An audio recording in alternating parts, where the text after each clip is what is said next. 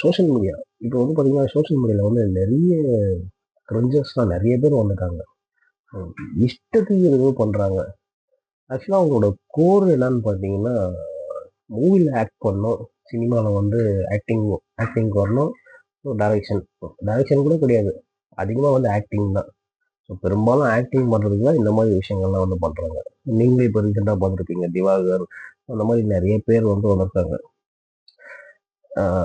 இன்னொன்னு என்னன்னாக்கா, அவங்கள வந்து தப்பு சொல்லி வந்து குறையே கிடையாது.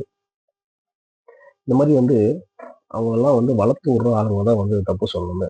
கூப்பிட்டு வந்து இன்டர்வியூ பண்றாங்க. அது ஃபர்ஸ்ட் தப்பு. கூப்பிட்டு இன்டர்வியூ பண்ணாலே மினிமம் ஒரு 1000 பேர்ன்னு சொல்லுங்களேன். 1000 பேர் பார்த்தாலே அது வந்து பெரிய ரீச் தான். ஆனா அவங்கலாம் 1000 பேரை தாண்டி 80K 1,00,000 பேர்லாம் பார்க்குறாங்க. அந்த மாதிரி வந்து ரீச் ஆகுது. பெரிய பெரிய யூடியூப் சேனல்ல. ஸோ தப்பெல்லாம் இவங்க பண்ணிட்டு அவங்களெல்லாம் தப்பு சொல்லக்கூடாது. அவங்க பண்றது தப்பு தான், இல்லைன்னு சொல்லல.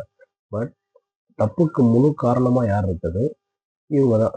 இந்த மாதிரி யூடியூப் சேனல், இந்த மாதிரி ஒரு குறிப்பிட்ட சேனல் தான். நான் பேர் சொல்ல விரும்பல. இப்போ என்னைய பார்த்தீங்கன்னா, நானே இன்டர்வியூ தான் பண்றேன். நிறைய செலிபிரிட்டிக்கெல்லாம் இன்டர்வியூ பண்றேன். பட் நான் எப்பவுமே வந்து இந்த மாதிரி இன்ஸ்டாகிராம்ல ஃபேமஸ் ஆகுறவங்க, இந்த மாதிரி லூசுத்தனமா பண்றவங்கலாம் நான் கூப்பிட்டு இன்டர்வியூ பண்ணவே மாட்டேன் நான்.